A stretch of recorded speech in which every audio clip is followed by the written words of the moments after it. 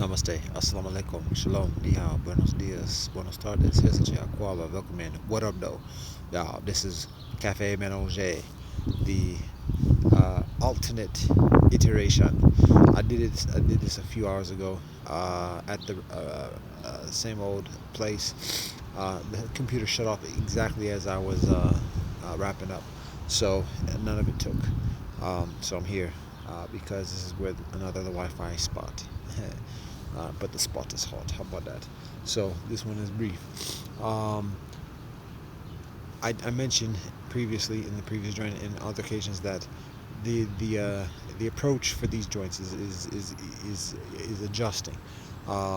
So earlier today, I do a recording of the weekly consideration that Asana Ashram provides, as well as the weekly inspiration, and giving some commentary and some meditation along those lines for an uplifting kind of message, rather than just like the rants all the time. So these sessions, the Café Mélangé sessions at this point are offered as a Q&A type joint, and otherwise a potpourri type joint. So today I share things I've shared before, but very briefly and with perhaps some updates in addition. A little windy today. So I thrust. Oh, first of all, this is the gist. This is the crux. Here it is. Yo, your destination is heaven. Your origin is heaven. Your path is your decision. That's the whole of it. That's all of it right there. That's everything I've got to say. That's the summation of it right there. Now, that being said, I'll give you three things along that lines, along that path, which is this. Uno, I've said this before, I think. Orthodox religion is a better friend than liberal oppression. Dos, the new fascism is Western medicine. Tres, racism, xenophobia, and actually all hatred is civilizational training wheels. And then we go back to what I just said before. Yo, your destination is heaven. Your origin is heaven. Your path is your decision. So a little bit further explanation of each of those joints. Numero one,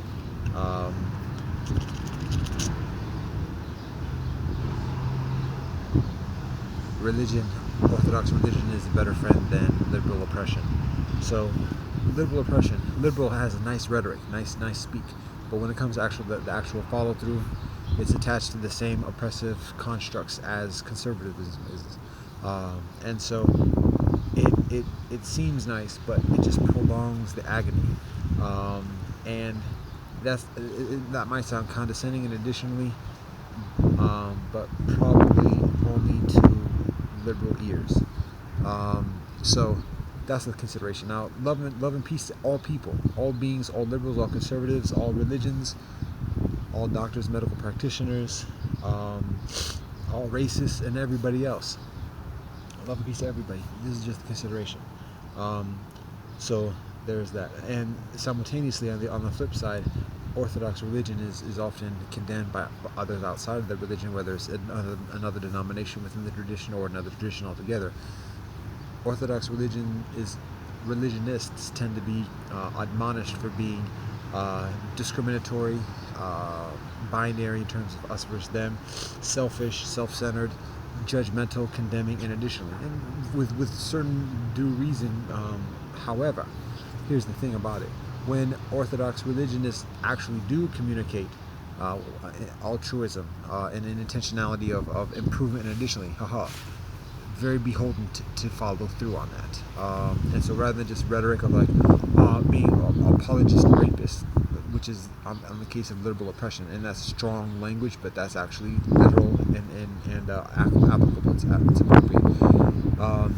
Instead of doing that, Orthodox religionists actually are increasingly committed towards any compassion along those lines. Understand the teachings are in Orthodox religion. religiosity, then you can have a conversation along those lines. Whereas with liberal oppressors, it's side talk. It's all kind of twists and spin and excuses and apologies and resignations and additionally. But it abstains from actually getting to the core. And so that's the challenge. So, and that's the opportunity. So there's that frustration. Again, when I say like apologist greatness, seriously, I mean liberals, with all love and due respect, liberals have again the nice game of saying what's nice ideologically, philosophically, but at the end of the day, it's still married to the same construct, still attached and reliant and dependent upon the same oppressive systemic apparati. And so when it comes down to actually doing something, there's that, you know what, I still got to do this. And so we're very apologetic about it, but still we're participating in that. And being ever so sorry about it. So that's the thing. That's numero uno. So with that, again, like I said, learn the teachings. Call liberals out, and don't expect so much from liberals. And then when not expecting, then there's not that frustration and hostility. And then there's a recognition of additional opportunities. Now, life might be increasingly modest because liberals like to party, and that can be very enticing, and that's one of the things that kind of placates people. So when people are honest about it and interested in increasing justice, however it's contextualized, that means probably less partying and less intoxication and that types of stuff. So all right, there's that. Numero dos.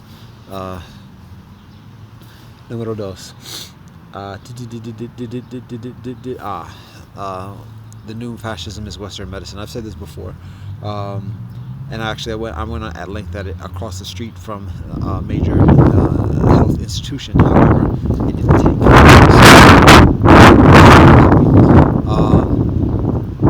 So I'll briefly.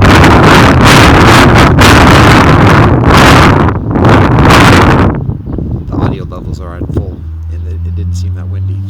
All right, so a few main things to share on this joint.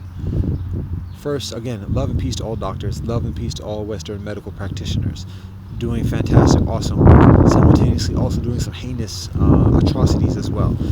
One thing to consider is just recognizing that, first of all, doctors are part of a larger community, a larger collective, which is science. And so doctors are a specific denomination. Before I get to that, actually. So even with science, you look at scientists and the scientific and the practitioners of science. It's just recognizing it as another ism. Like a religion or a political philosophy or political ideology, it's another ism.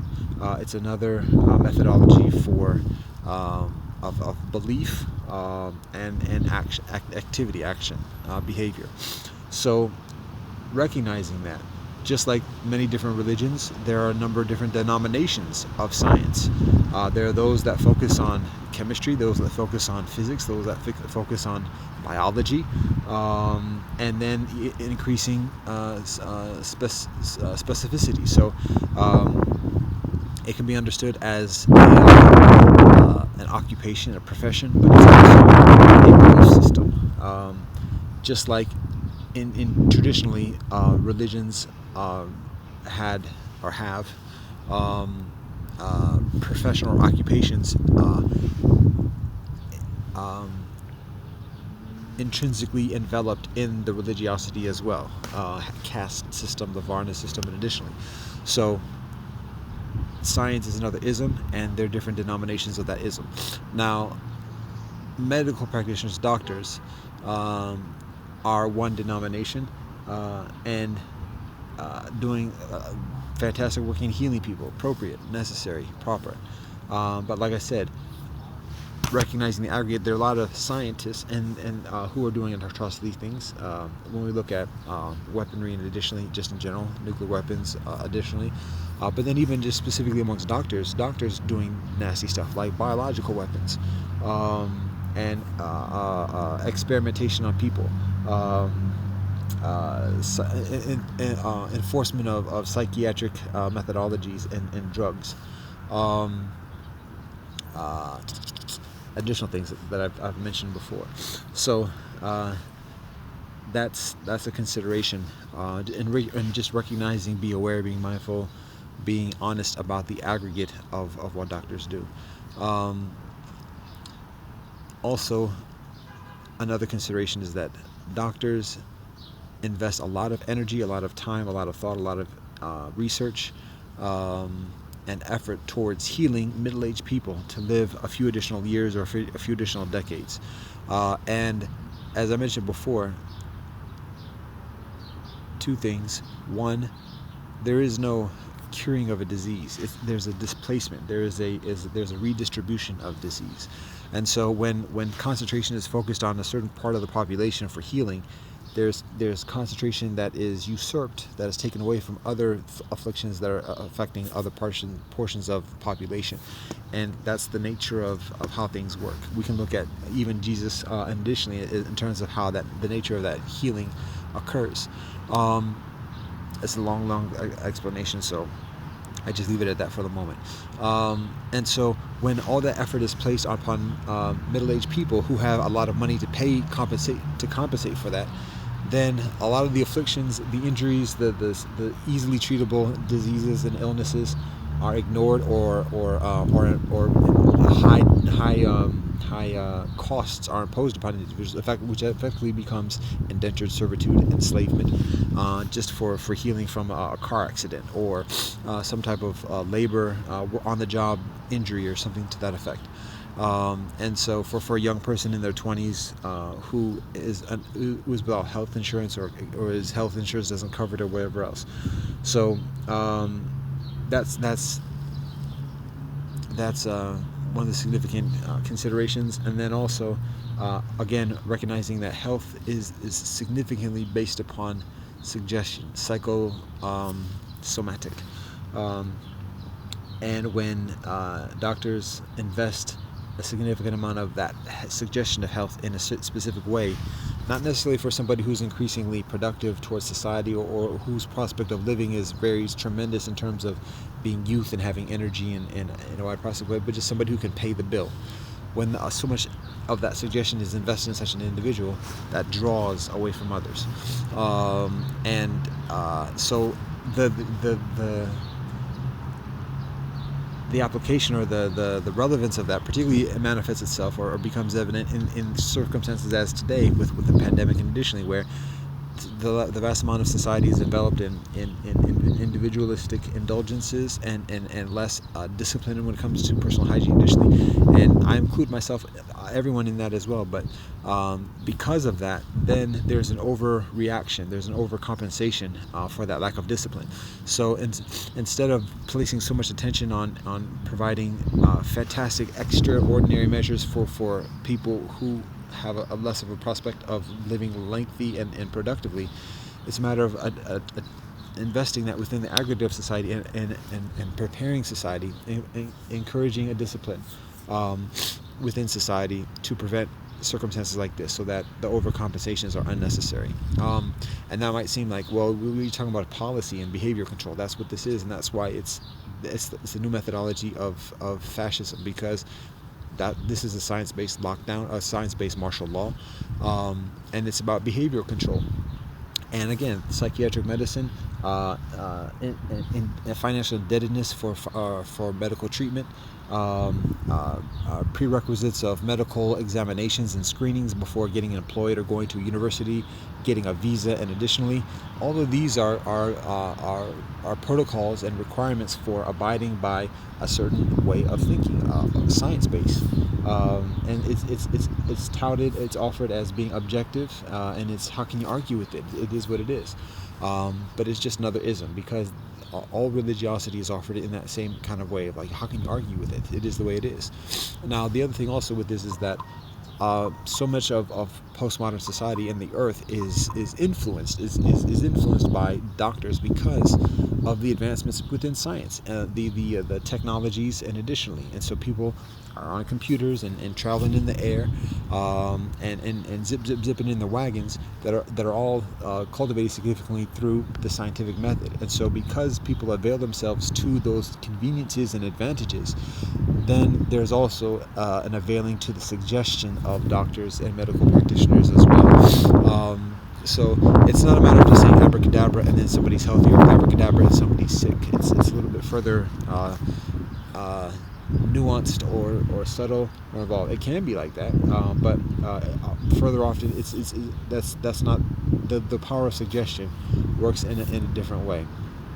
So, or in a further an intricate and involved way. So, anyways, when people partake of the benefits that are gleaned from scientific methodology, people are also increasingly susceptible to the suggestion.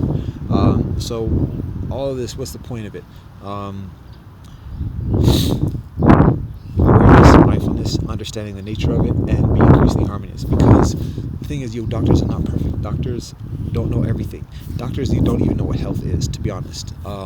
That's a strong statement, but what is meant by that is that doctors have an understanding, an idea of what disease is, and what illness is, what injury is, what physiology is, what chemistry is, and biology additionally, not health. Because doctors rely upon exclusively, like by definition, almost rely upon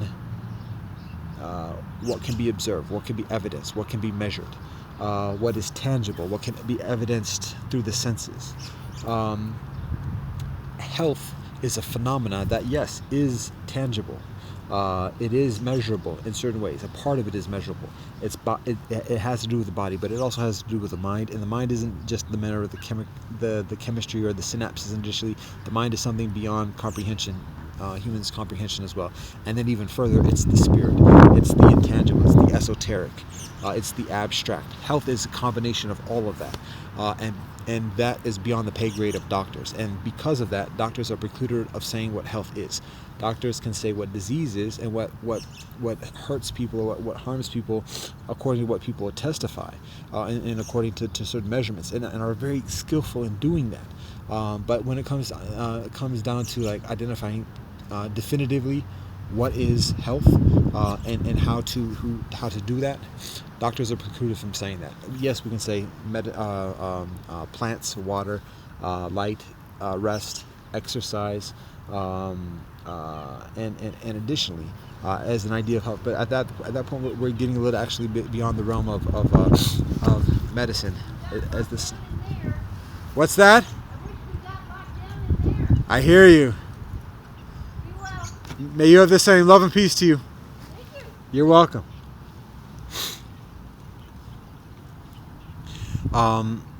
So health is a comprehensive experience that gets beyond the measurable, and because of that, doctors are precluded from specifically, categorically, exclusively identifying or defining what that is. And that's a significant consideration, because so much of doctors, but even so much of people, rely upon doctors to be omniscient, and have that type of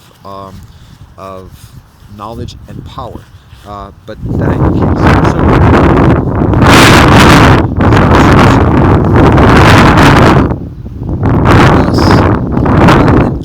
Rather than expecting that from doctors and then being disappointed or frustrated or agitated because it's not delivered, it's a matter of just recognizing that, and actually helping doctors, and working with doctors, and particularly through being increasingly disciplined, knowing how to wash hands, and be hygienic, being healthy in our behavior, getting the exercise, drinking water, being modest in junk food and stuff like that. So that helps doctors. So then doctors can increasingly attend to additional priorities in terms of public health, and the macro experience of health in society. So that's my much what I have to say about doctors. Fascism, I said behavioral control. Here's another thing I did mention before. I did mention that in my previous recording. I did mention that in addition to not being perfect, doctors are also indulgent in intoxicants as well as in sexual intercourse and in socioeconomic classism. And these things undermine the efficacy of Western medicine. Because it particularly as Western medicine increasingly veers towards behavioral control, doctors are precluded from saying what the healthy norm is to impose within society, including in the social distancing policy. Hashtag social distancing. Social distancing matters. Again, it's similar to along lines of the health definition of like what is the norm? What's the norm of policy to be employed upon society? Doctors are precluded from effectively doing that, particularly because a vast number of the human population believes in something beyond the measurable, and that again is beyond doctors' pay grade. And so doctors had the tendency of denying that, rejecting it, pish-poshing it, condemning it, persecuting it, and additionally, but it's to the undoing of the authority of Western medicine. So the consideration is becoming increasingly harmonious with that. What can be anticipated, what can be considered, is amongst Western medicine. The other thing is that what further skews the powers of discrimination amongst doctors and Western medicine is intoxicants, is indulgence in alcohol, things that are legal, things that are not legal according to the government law, and then also again sexual intercourse, and additionally it skews the perspective of what health is, again individually but also societally.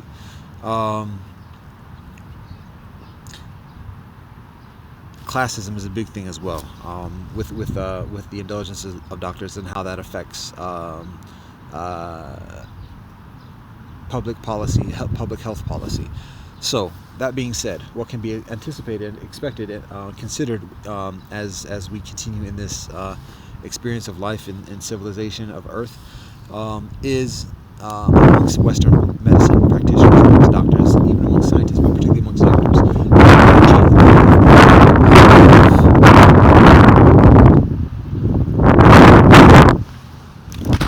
of wind.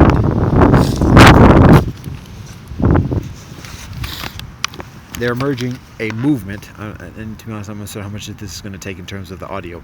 They're emerging a movement of ethics, ethical behavior, and not just a matter of medical ethics about what's appropriate when dealing with patients. I'm talking about lifestyle ethics, and they're emerging like within a religion. They're emerging in an austere kind of I don't want to say cult, but cult. A movement, a school of thought, a trend, even perhaps a medical discipline, similar to integrative medicine or something along those lines, where the medical practitioners voluntarily make an ethical vow to live in a certain way, without alcohol, without drugs, without sexual intercourse outside of marriage, with even economic modesty, taking a vow of like modesty in terms of ethical like income and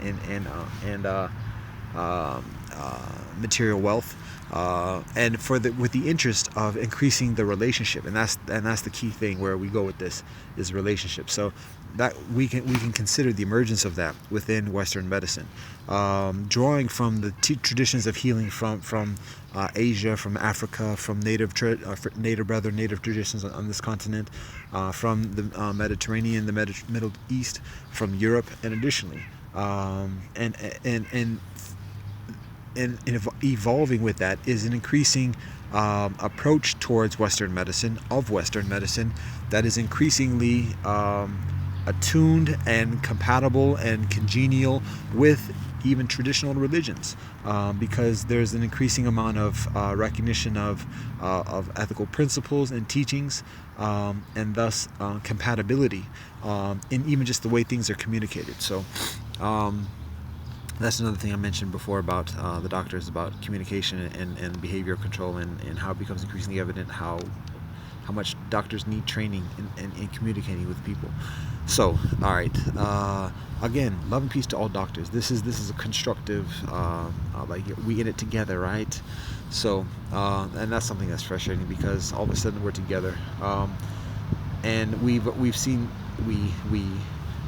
this before, where cats have a blind ear towards the afflictions of others for so long, and then when cats feel the affliction themselves, oh, we're all in this together now. And then when the affliction is over, oh yeah, we were in together, but now we're back to normal. So pull yourself up by your bootstraps. Speaking in the second person then again. Peace and blessings to you, and love. All right, so that's número dos. Número tres is racism. Racists are civilizational training wheels. So the short of this is that for years I've been, as a youngster, as a boy, as a young man, I'm told to be respectful, and when adults talk down to me, just be acknowledge it as deference towards elders. Then when I become a young man and a man and a grown ass man with gray beard, people still talk down to me like a boy, and that's part of the history of the society, and the continuing history. And when I talk to that directly, then I seem hostile, because what are you talking about? First of all, people are very cheery. Oh, aren't you nice? Talk to somebody like a dog or a young boy, and it's not very obvious for many people, but for many people it is obvious, but it's very difficult to address, because it's impolite, and so when somebody does address it, that person seems to be disrespectful, and not even just disrespectful, hostile, angry, perceived as even violent. I'm getting drippies. So the question is how to respond to that, and I may be perceived as being happy okie doke, and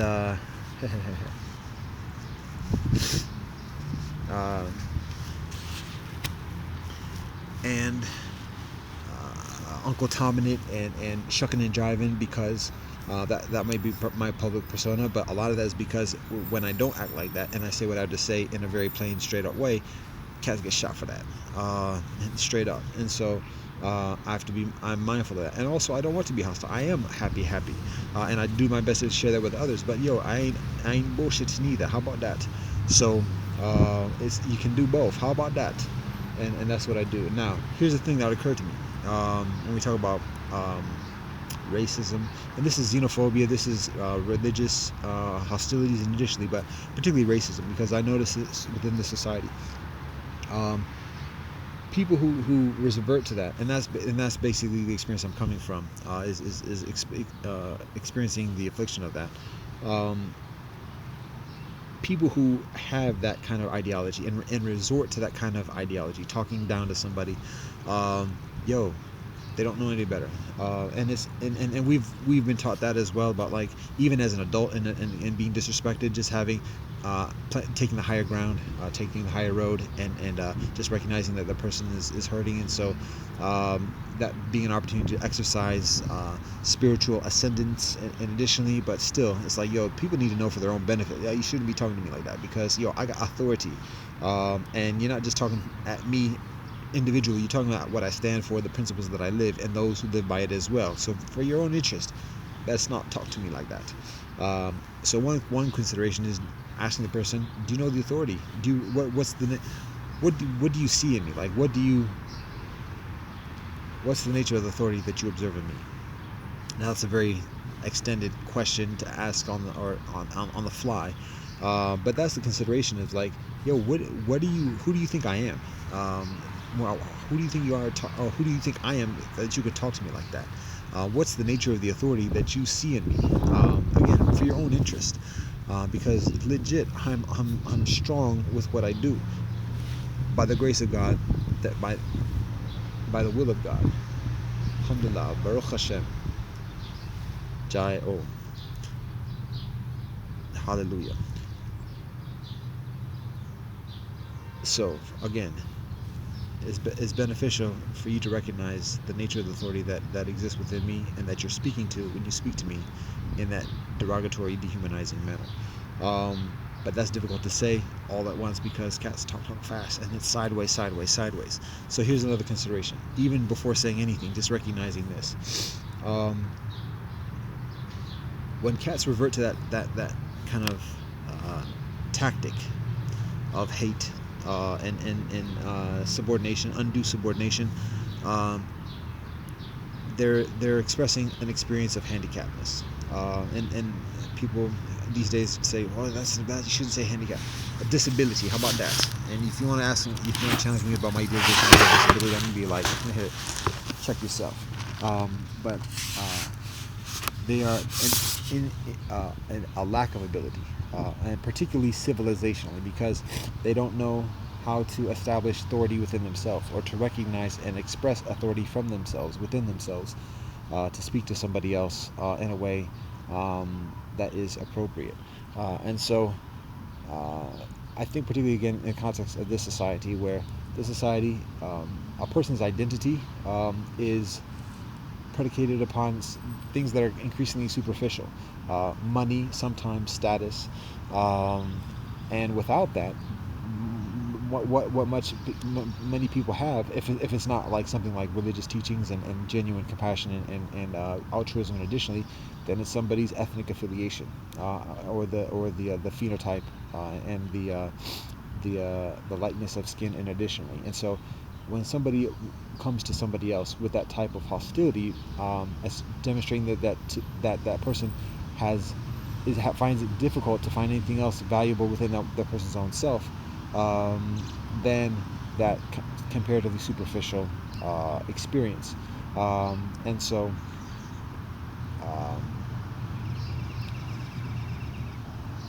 expresses it accordingly.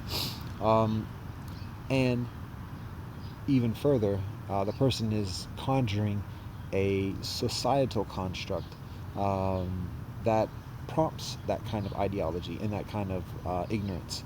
And so that societal construct may have certain efficacy, but also is floundering. And that's where the training wheels come in, because it's not predicated upon, particularly on this land, it's not predicated upon some type of inherent belonging to the land and coming from the land. It's not predicated upon some type of standalone righteousness of virtuous propriety. It's not even predicated even on class or socioeconomic hierarchy or titles of nobility. And additionally, it's predicated upon, again, specifically in the case of racism, it's predicated upon race. So it's training wheels, because civilizationally, when we talk about human civilization, civilizations of Earth, those that have staying power are those that have certain tangible, temporal, as well as esoteric legitimacy. Racism ain't it. Xenophobia ain't it. Even religious hostility ain't it, civilizationally. So when people revert to that, they need training wheels. They need something to prop themselves up, and so it's a weakness, and that basically, long story short, it's a weakness. And so when we recognize it as such, then it's easier for us to practice patience, to temper ourselves in responding to that. And it's a matter just in our own minds, just saying, oh, those are training wheels. All right, let me approach accordingly. And can even say to the person, training wheels, and they'll be like, what? And then just say, no, never mind, don't worry about it. What's up? But just recognizing it's training wheels. Because when we recognize people are like our children with bigger muscles and scars, it's easier to have patience within ourselves to approach it with additional amount of tact and diplomacy, and constructive, even congeniality and friendliness, love and peace and compassion. and honesty. So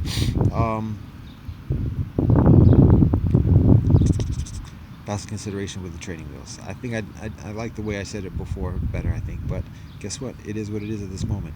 So we go back to what I said at the beginning. Your destination is heaven. Your origin is heaven. Your path is your decision.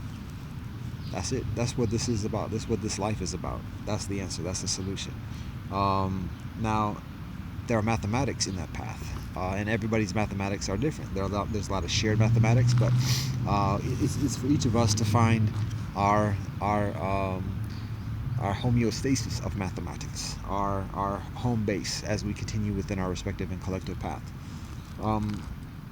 I can provide insight about the mathematics I find beneficial, that I find effective.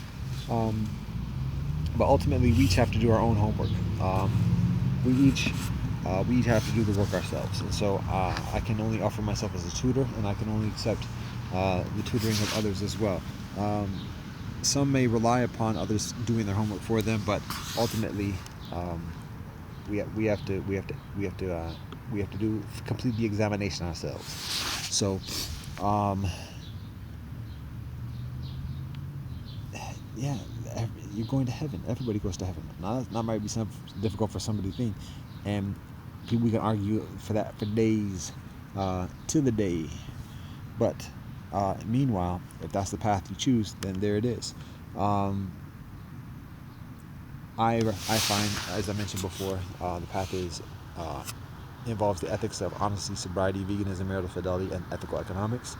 Our walk along the path is enhanced when we stack up our chips, our patience chips, and we do that through being still, being quiet, and being honest. And when we do that, the answers arrive to us. We become increasingly receptive and aware of the solutions that exist in front of us. So it ain't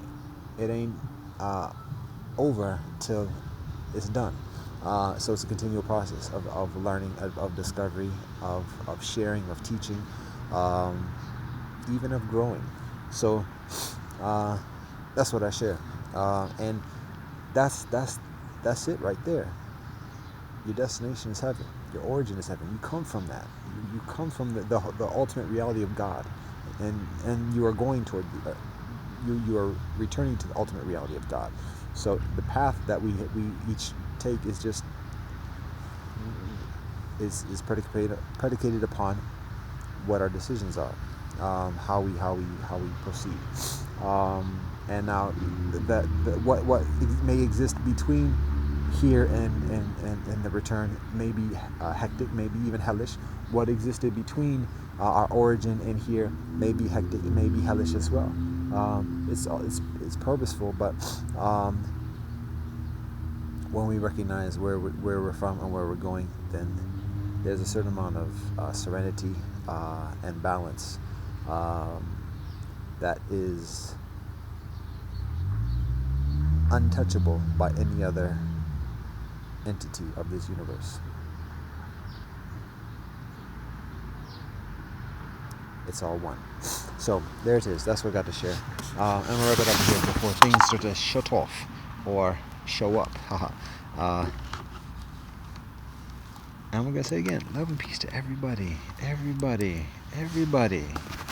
Who I hate? Nobody. I don't even hate nobody. I love nobody.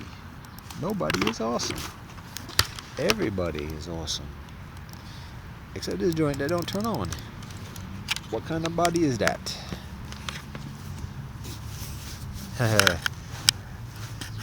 The interplanetary Illuminati Movie-abati. Fortified Live. Big up Black Star. And with that said, Namaste. Assalamu alaikum. Shalom. Zaijian. Adios. Te chakaris. Asabina asabubo. Kila kufred. One love and peace.